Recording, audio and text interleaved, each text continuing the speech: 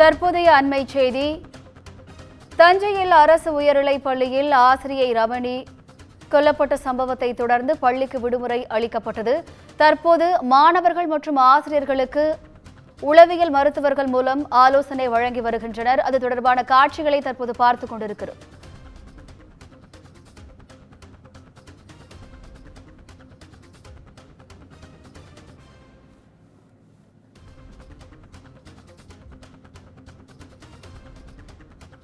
தஞ்சை மல்லிப்பட்டினம் அரசு உயர்நிலைப் பள்ளியில் தற்காலிக ஆசிரியர் ரமணி கொலை செய்யப்பட்ட சம்பவத்தை தொடர்ந்து அரசு பள்ளியில் பயிலும் மாணவர்கள் மற்றும் ஆசிரியர்களுக்கு கவுன்சிலிங் கொடுக்கப்பட்டு வருகிறது.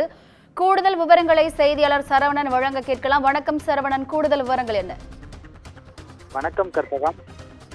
தஞ்சை மாவட்டம் மல்லிப்பட்டினத்தில் உள்ள அரசு உயர்நிலைப் பள்ளியில் கடந்த 20ஆம் தேதி தற்காலிக ஆசிரியர் ரமணி கொலை செய்யப்பட்ட சம்பவம் சோகத்தை அதிர்ச்சியும் ஏற்படுத்தியுள்ளது. இதனைத் தொடர்ந்து இன்று மாணவர்களுக்கு மற்றும் ஆசிரியர்களுக்கும் கவுன்சிலிங் துவங்கியது. தஞ்சாவூர் மாவட்டம் மல்லிப்பட்டினத்தில் உள்ள அரசு உயர்நிலைப் பள்ளியில் கடந்த 20ஆம் தேதி தற்காலிக ஆசிரியர் ரமணி கொலை செய்யப்பட்டார். இதனை அடுத்து பள்ளிக்கு விடுமுறையும் அறிவிக்கப்பட்டது.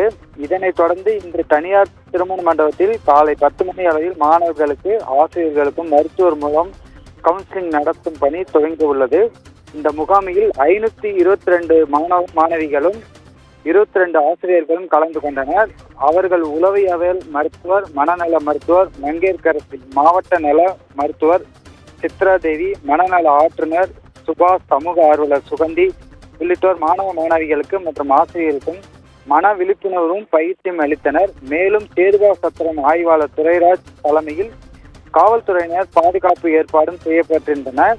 இந்நிகழ்ச்சியில் பேராவூரணி சட்டமன்ற உறுப்பினர் அசோக்குமார், சேதுபா சத்திரம் ஒன்றிய குழு தலைவர் முத்துமாணிக்கம் உள்ளிட்டோர் பங்கேற்றுள்ளனர். மேலும் தற்போது மல்லிப்பட்டினம் அரசு மேல்நிலைப்பள்ளி ஆசிரியர் ரமணி கொலை செய்யப்பட்ட ஆசிரியர் ரமணியின் வீட்டுக்கு மனிதநேய ஜனநாயக கட்சியின் தலைவருமான முன்னாள் சட்டமன்ற உறுப்பினருமான தமிழ்முன் அன்சாரி நேரில் சென்று இறந்த ரமணியின் குடும்பத்துக்கு ஆறுதலும் தெரிவித்து வருகின்றனர். கற்பகம்.